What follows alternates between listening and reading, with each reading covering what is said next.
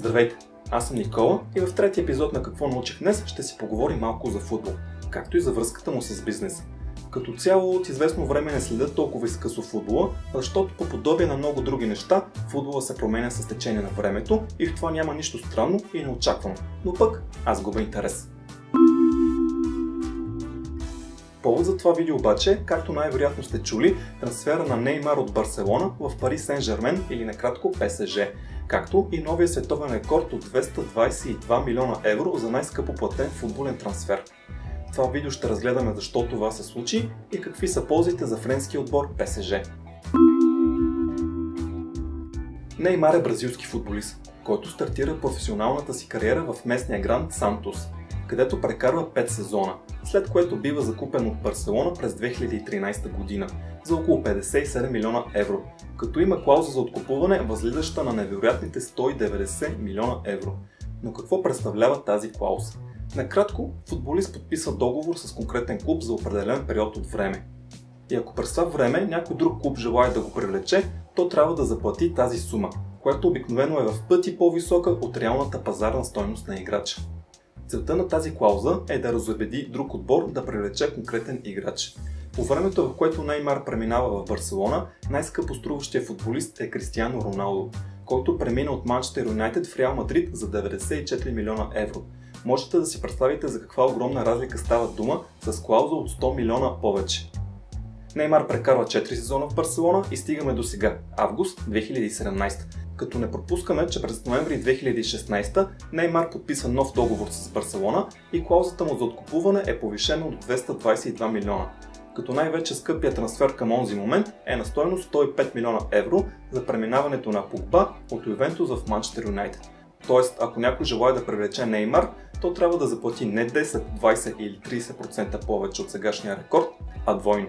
В крайна сметка, колкото и невероятно и лудо да ни се струва, това се случва, като френския клуб Пари Сен-Жермен плаща колосалната сума от 222 милиона евро. Нека за момент само помислим повече върху тази сума. 222 милиона евро. Това са около 434 милиона лева.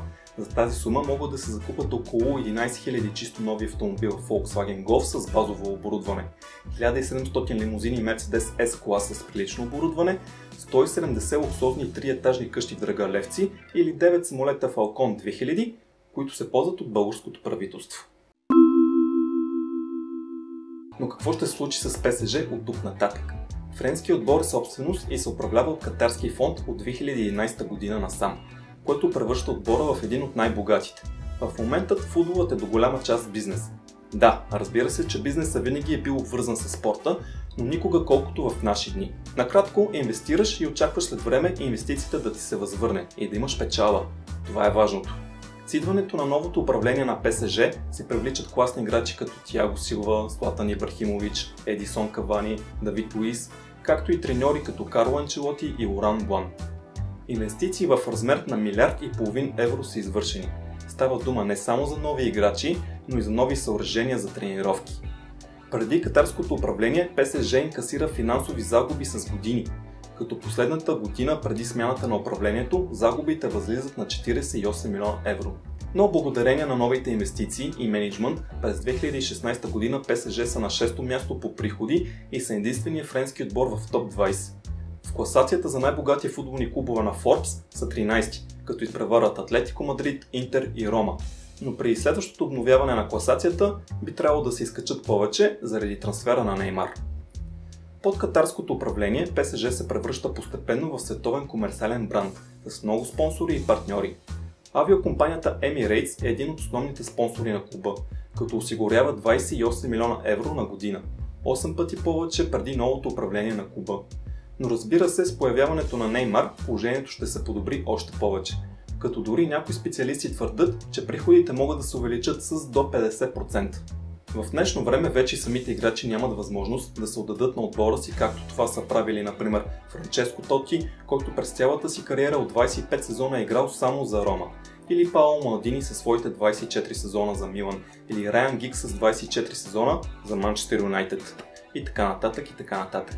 В момента седиш в един отбор няколко години и след няколко сезона преминаваш в друг. Нещата са много по-динамични. В момента Неймар не е най-добрият или най-известният играч в сравнение с Кристиано Роналдо или Лионел Меси, например. Но знаете ли каква е клаузата за откупуване на Кристиано Роналдо? 1 милиард евро. Повтарям, 1 милиард евро, т.е. 1000 милиона или над 4 пъти повече рекордната трансферна сума на Неймар. Но Неймар е по-млад от Роналдо и Меси и все пак има какво да предложи, като изключим качествата му на футболист, които нямат значение в момента. Неймар е бранд. Неймар е атрактивен с поведението си. Неймар има почти 80 милиона последователи в Instagram и 60 милиона фена във Facebook. Той е добре развита бизнес машина. От началото на професионалната си кариера има подписани над 20 рекламни договора с големи компании като Nike, например, които му плащат 12 милиона евро на година или колкото плащат и на Роналдо. Нека погледнем и нещата от негова гледна точка. В Барселона той не може да изпъкне много при присъствието на съотборници като Меси и Луис Суарес, докато в ПСЖ ще бъде благотворен. Въпреки че нивото на клуба е по-ниско, а и като цяло френското първенство не е толкова силно в сравнение с по-големите европейски първенства. Също така Париж е един невероятен град за живеене и купонясване, много по-голям от Барселона. Неймар е футболист, който е тръгнал от Южна Америка и стига до лукса на Париж. Но нека обърнем внимание на нещо друго, което контролира покупката на играчи и се нарича финансов фейрплей. Нека помислим върху този сценарий. Вие сте супер богат собственик на футболен клуб и имате неограничен финансов ресурс. Какво ще направите? Ще изкупите всички топ играчи, като ще започнете от основните си противници. Да, ама не. Основната идея на регулациите за финансов фейрплей е да предотвратят професионалните футболни клубове да имат повече разходи, отколкото приходи и по този начин да застрашат бъдещето си.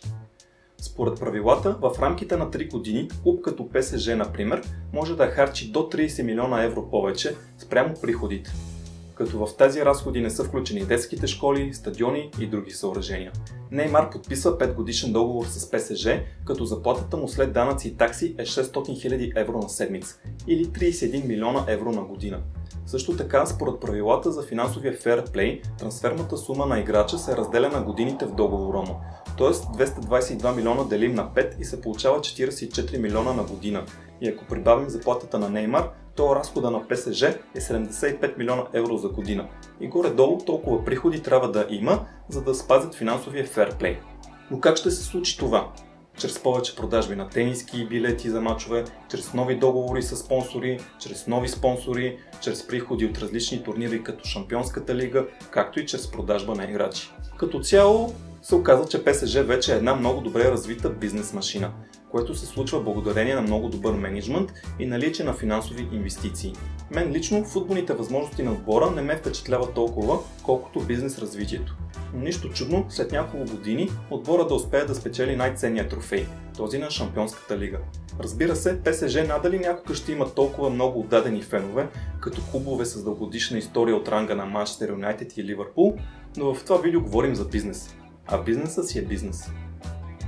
А също така да не забравяме, че в момента Барселона са още по-червиви с пари и могат да си позволят да се погледат с още нови играчи. С това приключваме трети епизод на Какво научих днес. Надявам се да съм ви бил интересен. Ако е така, не забравяйте да харесате видеото и да се абонирате. Чао за сега и ще се видим следващата седмица.